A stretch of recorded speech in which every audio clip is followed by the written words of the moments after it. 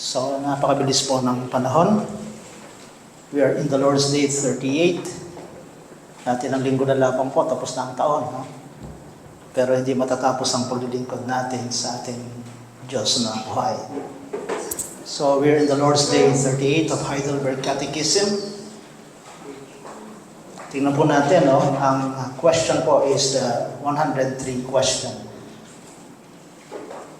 It says here, what does God require in the fourth commandment? Answer, first, that the ministry of the gospel and the schools be maintained, and that especially on the day of rest, I diligently attend the church of God to hear God's word, to use the sacraments, to call publicly upon the Lord, and to give Christian offerings for the poor. Second, that all the days of my life I rest from my evil works. Let the Lord work in me through His Holy Spirit, and so begin in this life the eternal Sabbath. Tayo po'y saglit na lumapit sa Panginoon. Ang kaliwanagan po ay nagmumula sa iyo sapagkat kayo ang Diyos ng liwanag. Samahan mo po kami. Maaaring marami sa amin ngayon ang dinadapnan ng kapaguran ng aming katawan at isipan. Subalit kayo ang aming lakas upang mapagtagumpayan ang lahat ng pagod na ito at maupo kami sa iyong paanan na nagpapaministeryo sa iyong salita. Samahan mo po kami maging inyong lingkod na maipaliwanag ng buong kapangyarihan ang mga salita na mahahayag sa hapong ito. Kayo po ang mapapurihan sa pangalan ng aming Panginoong Hesus. Amen. So, pinamagatan po natin ang mensahe ngayong hapon, the gospel is our Sabbath rest. Ang mabuting balita, ang ating kapahingahan.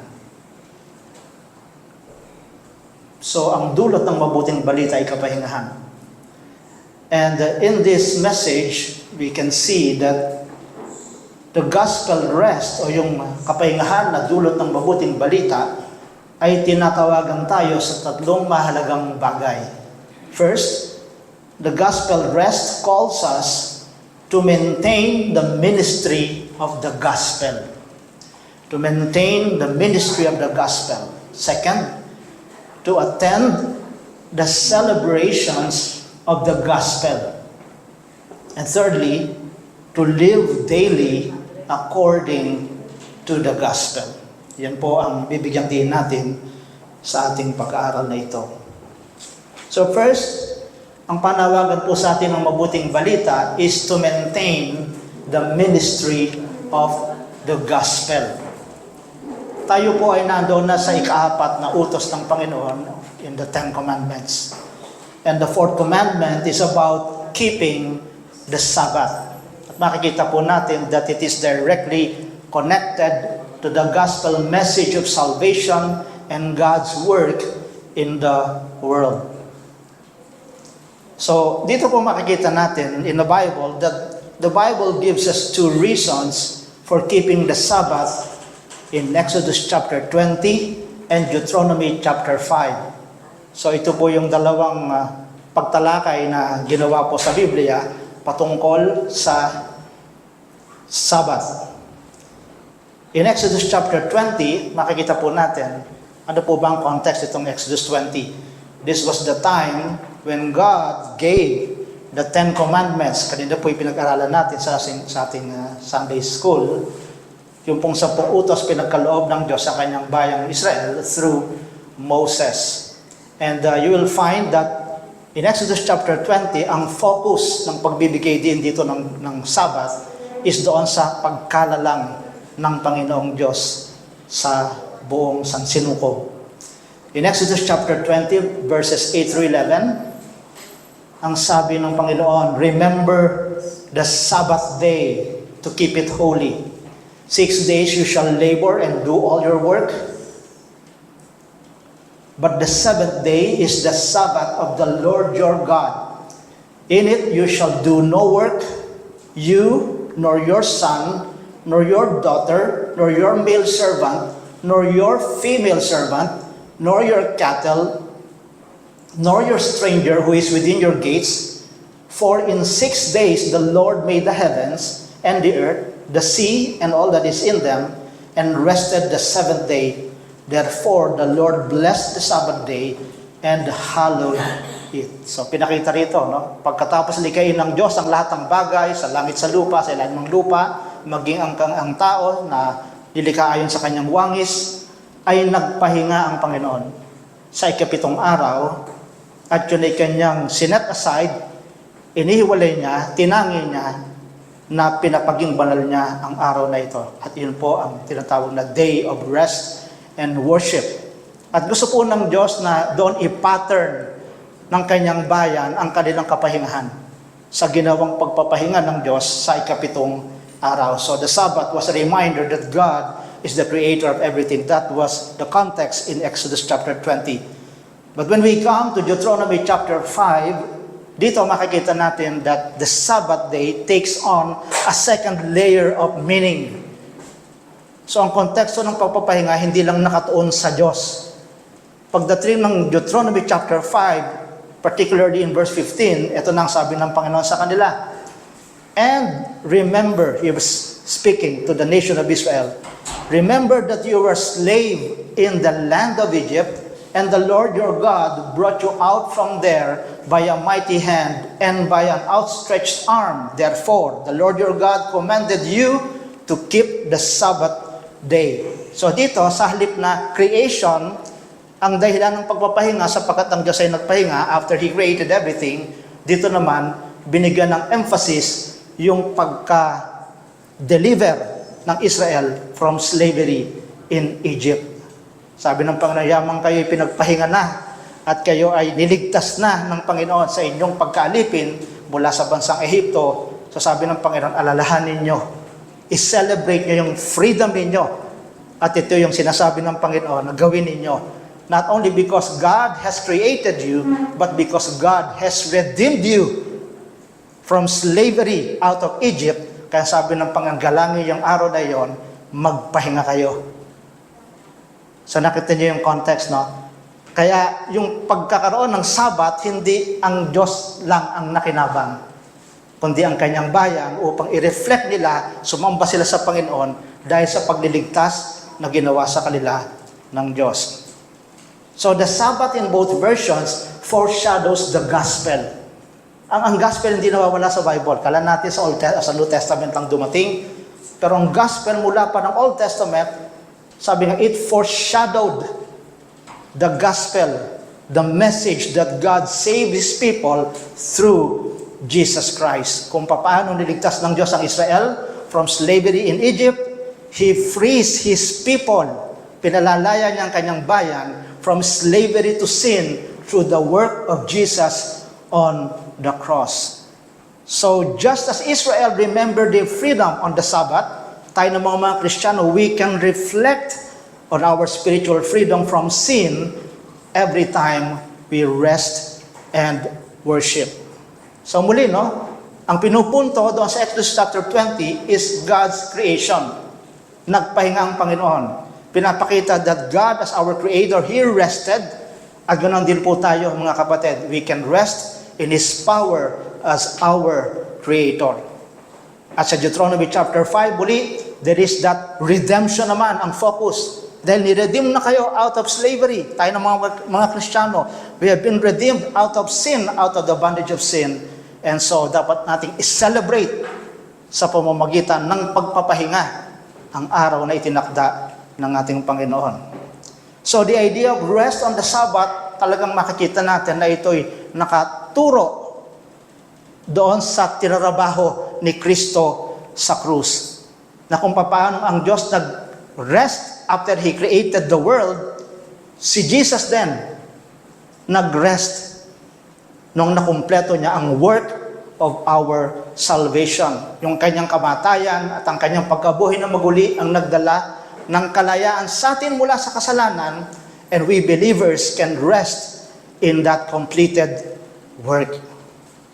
Kaya napakaganda, no? Hindi natapos ang gospel o nagsimula ang gospel in the New Testament lamang. Sinimulan from the Old Testament, ipinapakita ang lahat ng ginawa ng Panginoon, lahat ng utos niya hanggang ngayon ay nakikinabang tayo sa ating kapanahunan. The Sabbath points to the ultimate rest that we have in Jesus.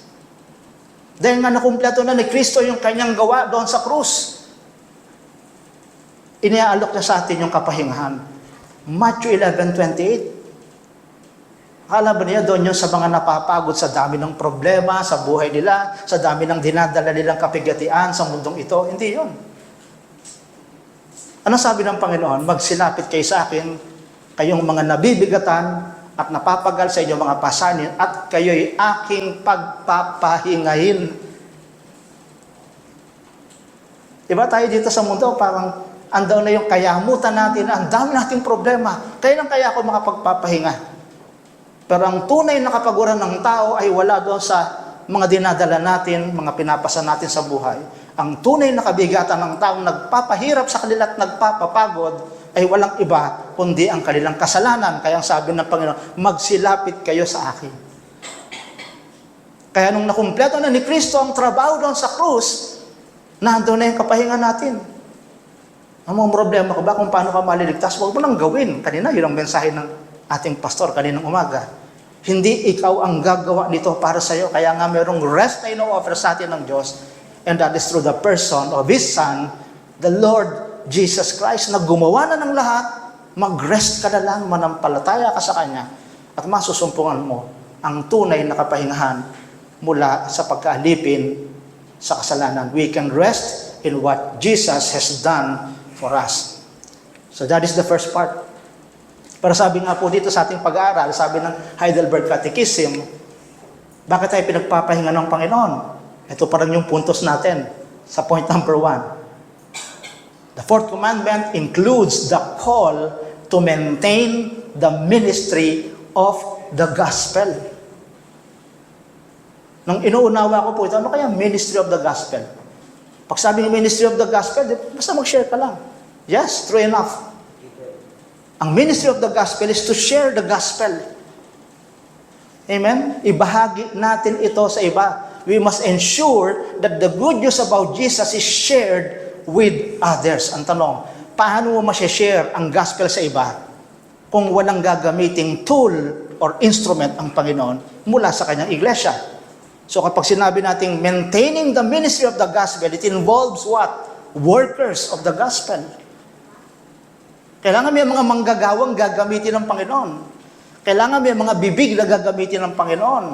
Kailangan may mga paa na gagamitin ng Panginoon para lumakad doon sa mga tao, may share sa kanila ang mabuting balita. How lovely are the feet of those, how lovely are on the mountains are the feet of those who brings good news. Diba?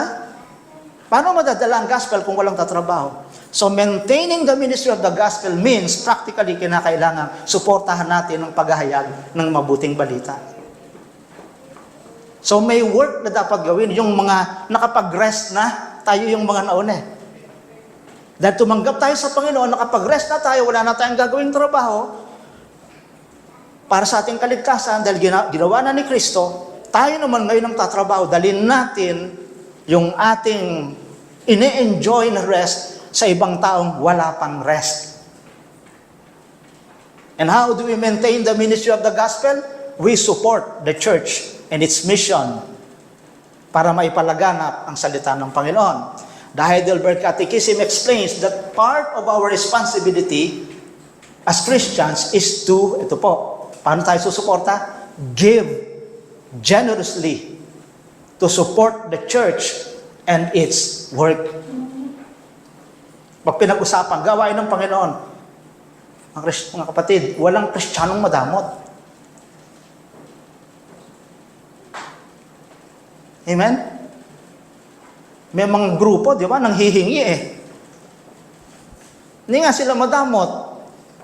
Nang aago naman ng kayamanan ng iba para suportahan yung kanilang isang pastor na nadakip na. Nangungulimbat. Hindi tayo ganon. Hindi tayo mananamantala.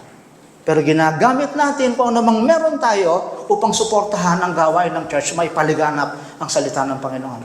So this includes the mission work of the church. Tayo maliit pa lang pero meron na, no? May naaay na tayo na mission. Kala natin basta lalabas lang tayo, magkakaroon tayo sa Laguna or sa Batangas ng ating camp. Pero yun, isang mission yun para palaguin, palakasin ang mga instrumentong gagamitin ng Panginoon para magpalaganap ng salita. Supporting pastors and church leaders. Mahalaga po yun. Diba? Of course, merong mga pastor na o may mga leaders ng church na hindi na tumatanggap. Gamitin nila niyan para sa gawain. Mapalad yung mga ganong churches. Paano yung mga church na talagang wala namang ibang gagamitin, isusugo. Kung ang mga lingkod ng Panginoon ay magtatrabaho na lang dito sa sanlibutan, sino mag-aasikaso? Sa loob ng church, sino magfo-focus? So kailangan yon, sinusuportahan. Huwag lang tanungin ng mga kapatid, sino ba yung mga sinusuportahan? Magkano suporta niya? Hindi yun ang pinag-uusapan doon. Ang pinag-uusapan na ipapangaral ba ang salita? So we as Christians, we are encouraged. Support these leaders that God and workers that God is using. Maintaining church buildings. May mga gastos tayo dito. May upa tayo. Diba ba? May kuryente, may aircon na ginagamit. Diba? Nararamdaman natin lahat. Sabi naman, hindi lang ako magbibigay. Bakit? Mainit pa rin naman sa church kahit may aircon. Ngayon, di ba? Halos mangisay tayo. Lamig talaga. Laging nakapila tayo sa CR, sa lamig dahil walang mapaglabasan ng ating mga ma-exhaust. Nararamdaman natin. So may ginagastos, that's why we need to support. And of course, funding theological training to prepare pastors to preach the gospel. Later on, kung lolobin ng Panginoon, ang ating maliit na iglesia, magpuputap ng sarili nating theological seminary, saan mag-aaral, mga kabataan, mga gustong magpagamit sa Panginoon. We need to have our eyes on that. Karoon tayo ng ganong vision na magagamit yung aming salapi. So dahil naintindihan natin yan, walang Kristiyano ang nagdadamot. We give the first fruits of our income, of our earnings, not the leftovers of our earnings. Tira-tira na lang, tula lang. Di ba? Ano ba? Wala akong naihanda ngayon. Bawi tayo sa susunod na linggo, di ba? Lalo na ngayon, naintindihan natin, ganun pala. Meron palang pinatutunguhan ng ating iglesia. So, hindi tayo dapat magkuripot pag ang pinag-usapan ay ang church. There are biblical passages that reinforce the importance of supporting the gospel ministry. In Malachi chapter 3, di ba? In the Old Testament, ano nangyari? Nagalit ang Diyos sa bayan ng Israel. Bakit? Napapabayaan ang temple. During those times, yung gospel ministry nila ay yung temple na kanilang inasikaso. Yung mga Levita, umaalis na sa kanilang paglilevita, sa kanilang pagiging priest. Bakit? Wala kaming makain. Bakit? Ang dadamot ng mga Israelita para magkaloob ng kanilang, sabi ron, handog at ikapu. Kaya ang nangyari sa mga Levita, balik na lang, doon na lang uli kami sa farm. Sabi ng Panginoon, ba't walang nag-asikaso? Because my people, hindi sila nagbibigay sa gawain ng Panginoon. Kaya sabi ng Panginoon, try me now in this.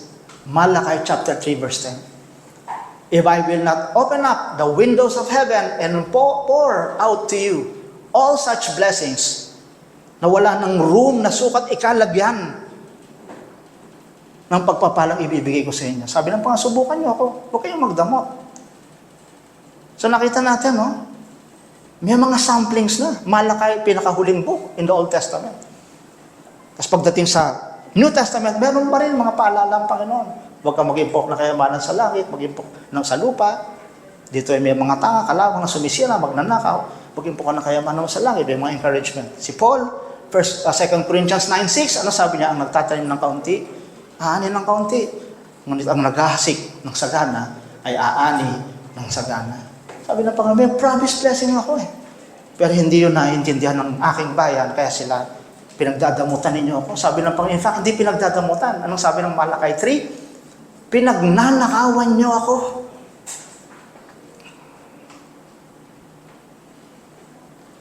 So, kailangan nyo, no? to maintain the ministry of the gospel, all the members of the church should support. Hindi hinahanap yung malaking maibibigay natin. But support the ministry of the church, the ministry of the gospel, in a faithful way and loving way. Kung meron tayong pagkukulang dyan, mga kapatid, we encourage you. Sabi na po, subukan nyo ako. That is in the Old Testament promise. Pero meron pa rin ang naghahasik ng kaunti, kakaunti, naghahasik ng sagana ang kakalubsanan ng Panginoon. So bakit tayo nagbibigay? Because at the heart of this teaching is the idea that everything we have comes from God. Lahat naman meron tayo galing sa Diyos. Amen? Sabi ng Lord, sabi ni Pablo sa 2 Corinthians 9:15, thanks be to God for His indescribable gift. Sabi niya, hindi mai-describe na handog na regalo sa atin. Thanks be to God. Ang tanong, ano yun? Ano yung indescribable gift na binigay sa atin ng Panginoon? Ang tanong, ano yun o sino yun? Of course, sino yun? Kasi wala nang kaloob na maibibigay na indescribable sa atin, kundi ang ating Panginoong Jesus. Hindi pa ba siya sapat? Sabi ni Pablo, thanks be to God. Kung tayo nagpapasalamat sa Lord, kasama dyan, yung act of gratitude, which is supporting and giving materially and financially in support of the ministry of the gospel. That is the first part yun ng ating papahingahan. Amen? Sapagkat alam natin, hindi nawawala ng saysay ang namang ginagawa natin para sa gawain ng Panginoon. Secondly, the second thing that God asks of us in the fourth commandment is to faithfully attend church on the day of rest, which is Sunday or the Lord's Day. So yun po yung pangalawa. Attend the celebrations of the gospel. Actually, may nakalagay doon sa pagkakasagot. Balikan natin. Sabi rito, sabi dyan, sabi ron, diligently attend the church of God to hear God's word, to use the sacraments, to call publicly upon the Lord, and to give Christian offerings for the poor. Kita po natin, tungkulin po natin yan, mga kapatid, bilang pinagpapahinga ng Lord, ang laging dumalo. Diligently, ano sa Tagalog po yung diligently? Nang mayroong kasipagan, nang merong kasiglahan, hindi yung kinakaladkad, di ba, sa loob ng iglesia. May mga patotoo akong narinig sa atin, wala na akong pera. Pananalangan ako, Panginoon, binigyan pa rin ako ng Lord. Wala akong mapamasahe. Meron tayong mga ganang struggles, Hindi naman sinasabi sa atin na laging gano'n na lang tayo. Hindi naman tayo gaganonin ng Panginoon na lagi wala na lang. Pero ang sinasabi po dito is that sa pag sinabing diligently, ibig sabihin, with determination, with faithfulness, and with effort. Paano natin masasabing may effort? Ang dami kasi humahad lang sa bahay pa lang Sabado pa lang, ang daming humahad lang mga kapatid. Amen? Away kayo, di ba? Away kayo sa bahay nyo. Bukas, huwag na lang. Bakit? Away nga kayo Di ba? Sino gaganahang sumimba ng punong-puno ng bigat ang loob mo? Di ba? Ito na lang ang pera natin. Budget natin, budget. Laging yun. Di ba? Ang layo ng church.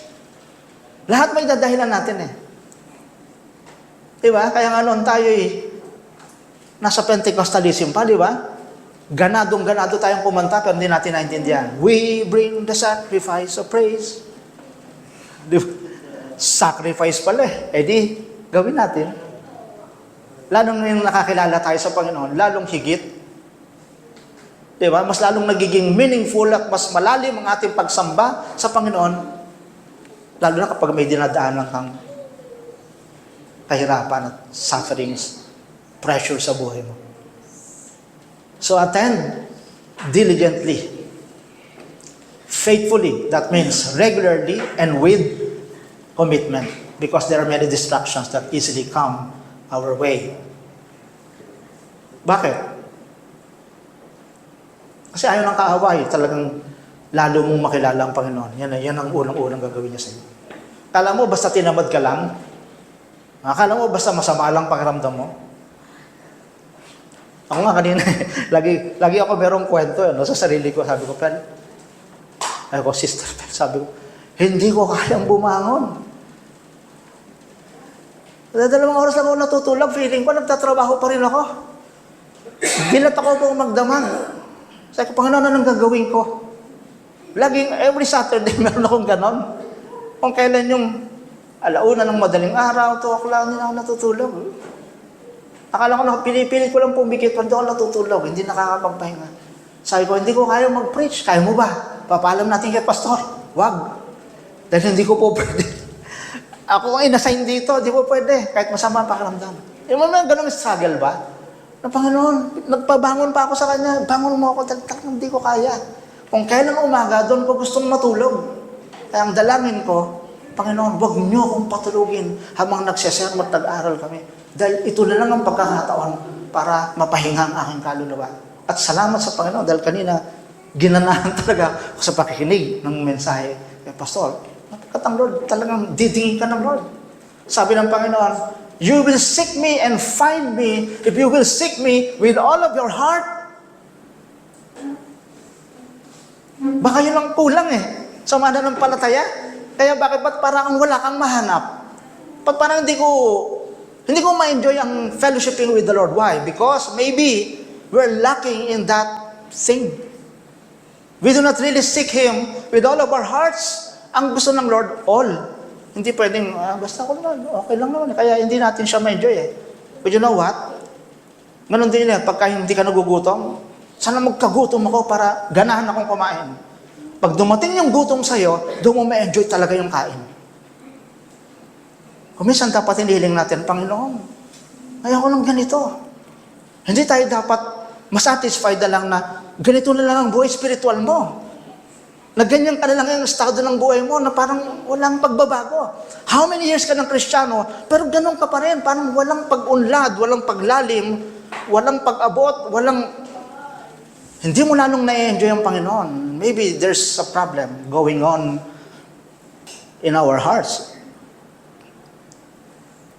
Kaya dinadalangin din yan mga kapatid. Tulungan niyo ako, ba't ako ganito? I want, Panginoon, pag ako dumating sa church, talagang makapakinig ako ng salita. Because we go to church to hear God's word. That's number 1. Pangalawa, to use the sacraments. Napakahalaga din yan. To participate in the Lord's Supper. And to pray together. Napakaganda po niyan. Huwag nating alisin yan bilang isang church. Huwag nating alisin. Kaya napakaganda nun. Ginawa sa atin kanina. Kanina, ang temptation sa akin, habang nagpe-pray si Pastor Anthony, pag-aralan mo na lang yung mo. Dito nakatingin ako dito pag-aralan mo yan kasi mamaya patay ka, hindi wala kang masasabi. Sabi ko, parang hindi sa Diyos yun Tingin ko sa diablo yun Bakit? Dinidiscourage niya ako dahil wala akong masasabi. Pero may nasasabi ako ngayon, amen, na hindi ko pinaplano. Tingnan nyo, dahil sumabay tayo sa panalangin, walang nasayang na oras. Diyan mo makikita na sa lahat ng bagay, hindi talaga ikaw ang gumagawa, kundi ang Diyos ang gumagawa sa iyo. Pwede natin subukan. Kaya yun, napakaganda sa ating iglesia. Manalangin tayo, huwag tayong tamarin. Amen? And of course, we gather in the church to give offerings for the poor. Mamaya papaliwanag natin yan. Konti. Okay? So bakit gano'n ang ginagawa natin? Pag pumupunta tayo sa church, yun lang. Yung 4 na bagay lang yun. Bakit? Because yan po ay nakaugat in the early church as sin in the Bible. Pag tinignan mo ang early church, ganyan ang gawain nila, yan lang Hindi sila pupunta sa church dahil sa kung ano-anong activities.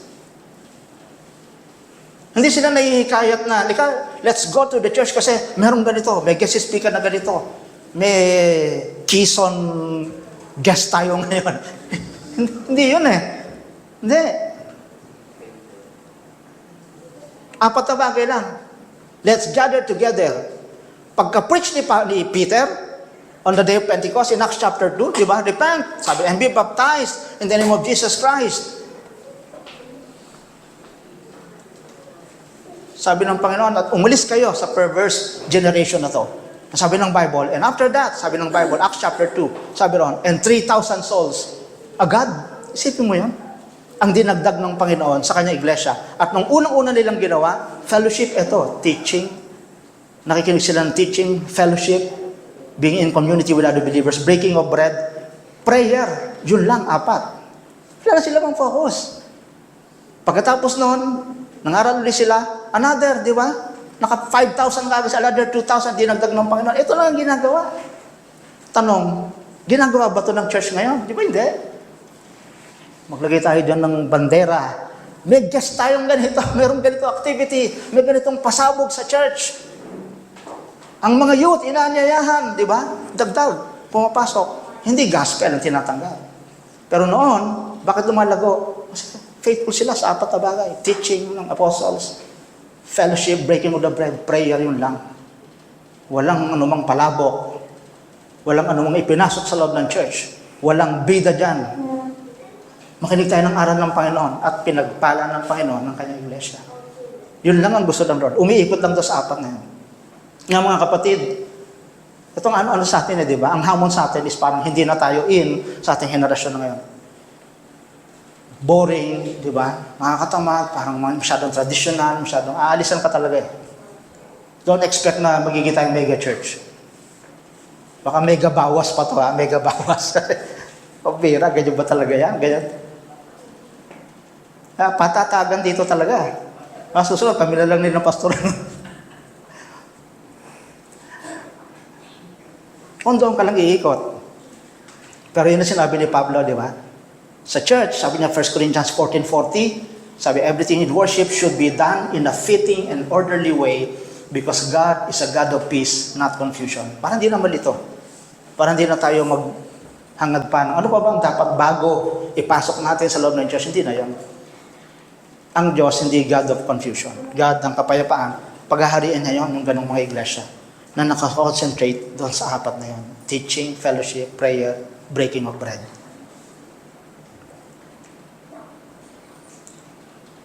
Of course, part of our gathering is that we confess, di ba? Our faith aloud. That is why we have the Nicene Creed.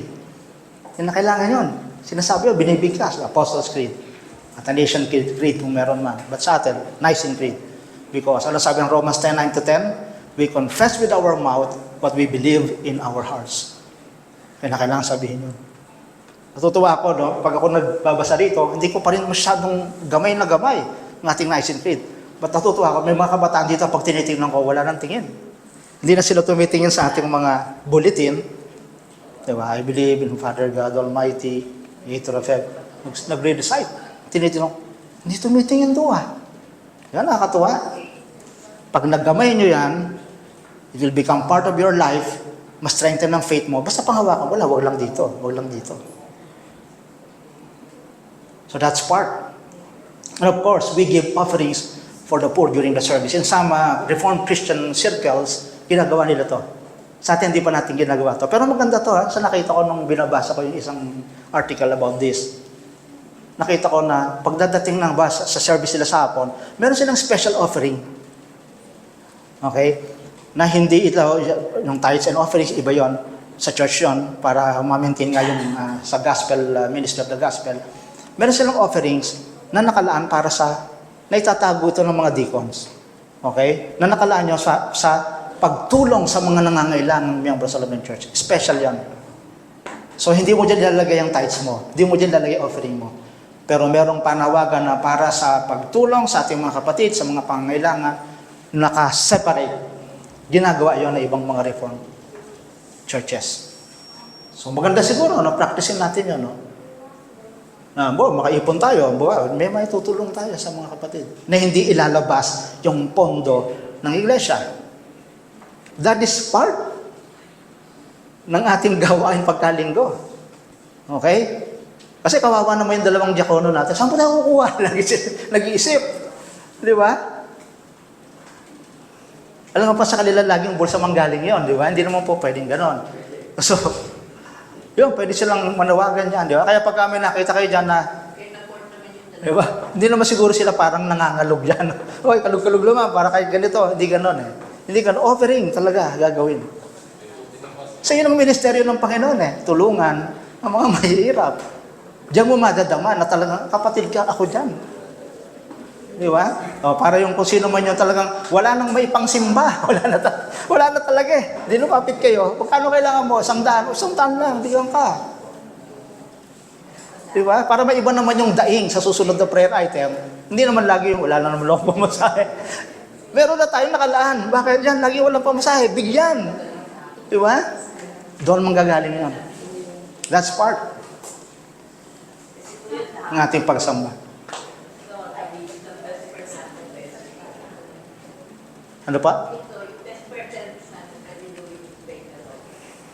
Opo, yung po pag-uusapan po yan sa liderato kung sa paayos sa paraan. Okay? So, yun po, no? Tapusin na muna natin to. Mamaya na tayo mag-usap dyan. Okay.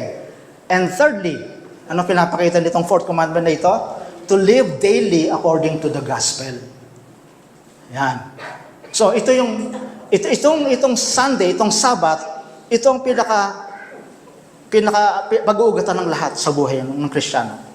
If you hear the Word of God, you are blessed by the preaching of the Word, you are blessed by praying for one another, you are blessed with the breaking of the bread.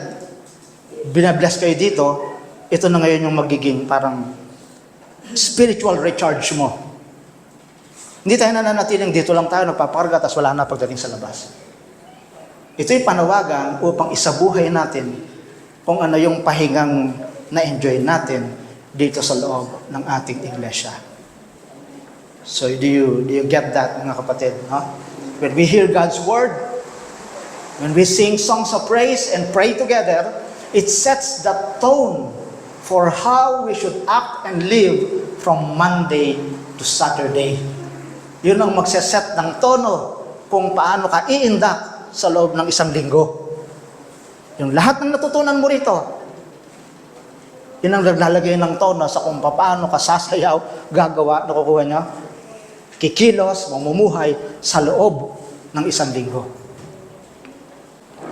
Kaya hindi lang tayo hanggang dito. Ina-apply natin sa ating buhay ang lahat ng ating natutunan sa loob ng iglesia. For example, if we give offerings to help the poor on Sunday, we should also look for ways to show love and help others during the week. Hindi lang natin dito natatapos yan. Ito ang ating training ground, training home. Pagbibigayin tayo dito, pagdating sa labas, ganun ka rin dapat mapagbigay din tayo. The songs that we sing on Sunday should remind us to avoid listening to or saying things that contradict our faith during the week. Dito, diba? Banal na banal tayo. Amen. Praise God. Ang Panginoon, salita. Pagdating sa labas, hindi na ganon. So, pang-araw-araw, dapat ganon pa rin. So, dito magsisimula. How we speak to others on Monday should reflect the way we pray and speak to God on Sunday. There should be no contradiction between our church life and our daily life. Tandaan natin yan. There should be no contradiction between our church life and our daily life. Natuto ka na rito Tinuruan ka, pinakain ka rito, pinalakas ka ng Panginoon, pinagpahinga ka. Ganon din. Itutuloy lang natin sa pang-araw-araw na buhay. The eternal Sabbath refers to the ultimate rest we will have in heaven with God. Kaya napakaganda sa church ang training ground. Lahat ng ginagawa natin dito is just a glimpse of what is happening in heaven. Para kang sumilip sa heaven. Diba? Lahat ng ginagawa natin dito, lahat ng pinapractice natin sa loob ng church, parang pagsilip, ano bang pagganapan sa langit? Sumasamba tayo dito, hindi ganon din ginagawa sa langit. Umaawi tayo dito, ano din ang ginagawa sa langit? Nakikinig tayo ng salita, nagsasalita ang Panginoon sa atin sa langit. Pinasilip tayo. Amen? Enjoyin natin yun, no? Parang ang tayong mga Kristiyanong tagapagdala ng sabihin nating heaven dito sa lupa. Dahil nararanasan natin yung pag-ibig sa isa't isa, kainitan natin sa pananampalataya, pagpapalakasan sa bawat isa. Sa heaven, makita natin, perfect ang lakas natin doon. Wala nang pain, wala nang struggles, wala nang suffering, wala nang hardships. So dito, pinapakita natin yun. Aaring meron pa rin tayong ganun dito. But we practice kung ano yung alam natin. Pinaparanas natin to sa ating mga kapatid. Pinaparanas natin sa mga taong nakapaligid sa atin. We are getting a small taste of the perfect peace and joy we will experience in God's presence forever. Dito pa tayo magtatapos. We are called to live as Sabbath people all the time. Yan. Meaning that our entire lives should be shaped by the rest we have in Jesus and the work of the Holy Spirit in us. Each day we should be aiming to live as God's people, letting go of sin and growing in love and holiness. Yun ang gustong makita sa atin ng Panginoon. We are people of rest. Amen? At sana gano'n ang maging reflection sa atin ng iba. Lalo ng mga hindi mananampalataya. Masarap kasama yung mga taong yan. Na kahit hindi ako born again na katulad niyan, so nakikita ko, di ba? Parang lagi silang nagagalak, kahit puno-puno sila ng problema. Meron silang laging pag-asa sa kanilang Panginoon. Why? Because we are people of rest. Na itong mundong to, puro pagod, puro kapaguran ang ibibigay sa atin yan. Kaya nga nakakalungkot yung Kristiyano na nasa Diyos na, nagpapahinga na, umalis pa. Katulad ng mga Israelita, di ba? Sabi ng Lord, magpahinga kayo sapagkat inalis ko kayo from the bondage of slavery in Egypt. Ano sabi ng mga Israelita nung nasa wilderness sila? Hindi tayo makapahinga dito. Balik na lang tayo sa Egypt. Bakit? Doon may luya, may bawang, may kung ano ng mga natitikiman. Dito wala, puro buhangin. Sabi ng Lord, naku ba yung mahinang klaseng Diyos? Hindi ko ba kayo dadalhin sa lupang pangako? Hindi, balik na lang tayo ron. Sabi ng Panginoon, di ba? Ang sinong bumalik sa Egypt, mamamatay. Kasi hindi na kalooban ng Panginoon sa iyo. Wala tayong rest sa sanlibutan. At kahit tayo Kristiyano na, alam mo, meron kang rest na mula sa Panginoon, dinadaya ka ng kaaway na wala kang rest kasi tinumubuhay mo. Ang kaaway ang nag-feed sa iyo niyan, hindi ang Diyos. Hindi galing sa Holy Spirit yan. Hindi yan ang galing sa salita ng Panginoon. Kapag ang Diyos nagbigay ng rest, may rest ka. Sinabi kanina sa ating message kaninang umaga, kapag ang Diyos ang nangako, tutuparin niya. Huwag mo lang tulungan.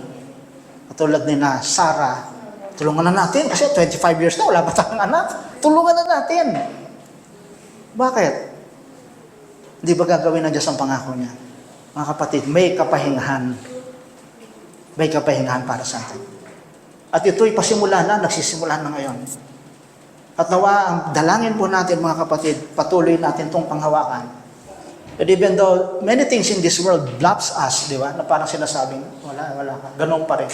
Walang nagbago. Kung walang pagbabago, maring hirap ka nung ngayon hirap at lalo ka pang naghirap. Tandaan mo, may isang bagay na pinalaya ka ng Panginoon. Doon ka unang-unang nagpahinga at yan ay walang iba, kundi sa iyong kasalanan, pinagpahinga ka na. Wala ka na sa ilalim ng condemnation, wala ka sa ilalim ng sumpa. Ikaw ay tunay na malaya. He who the Lord sets free is free indeed. Amen? Kaya yun po ang ating maunawaan. This is a commandment na punong-puno, mga kapatid, ng pagpapala at pangako sa atin. Kaya huwag natin laging tingnan. 10 commandments, naku, puro bawal yan. Hindi. Merong kabutihan at advantage, benepisyo na binibigay yan sa mga anak ng Diyos. Tayo po yung manalangin. Salamat po, ang aming Panginoon. Maaaring ngayon lang namin na liwanagan ang mga bagay na ito. Pero lubos naming naunawaan ang kahalagahan ng araw ng pamamahinga. Hindi ito isang obligasyon o isang pamatok na pinapapasan mo sa amin. Ito ay utos na may kalakip na pangako sapagkat mayroong nag-aabang sa amin, naghihintay sa amin na ganap na kapahingahan magpakailanman sa piling mo. Tulungan mo lamang kami, Panginoon, na huwag kaming madaya ng sanlibutang ito o mapatingin kami sa paligid at makita namin bakit kung sino ang hindi mananampalataya ay parang sila ang payapa at nakapagpapahinga. At kung sino ang mga anak ng Diyos ay parang sila ang hapong-hapo sa paglakad at paglalakbay sa sanlibutan ito. Tulungan mo po kami. Tulungan mo kaming manalig at huwag kaming manghinawa. Tulungan mo kaming huwag mapagod. Tulungan mo kaming huwag tumingin sa pinagdadaanan namin kahigpitan ng buhay. Kundi tingnan namin ang Panginoong nagpalaya sa amin. Mula nang kami ligtas mo sa pagkakasala namin, kami ligtas na ganap. At yun ay sapat na upang magdala sa amin ng ganap na kapayapaan, kapahingahan. Kaya tulungan mo po kami. Tulungan mong ilapat ang katotohanan nito sa aming puso. At huwag kaming manatiling nakikinig, kundi iparanas mo po ito at mamangha ang bawat isa na ito nga'y tunay totoo sapagkat ang nagwika ay walang iba kundi ang Diyos na tumutupad sa kanyang pangako. Purihin ka, Panginoon. Ito po ang aming samot hiling sa pangalan ni Jesus naming Panginoon. Amen. Amen.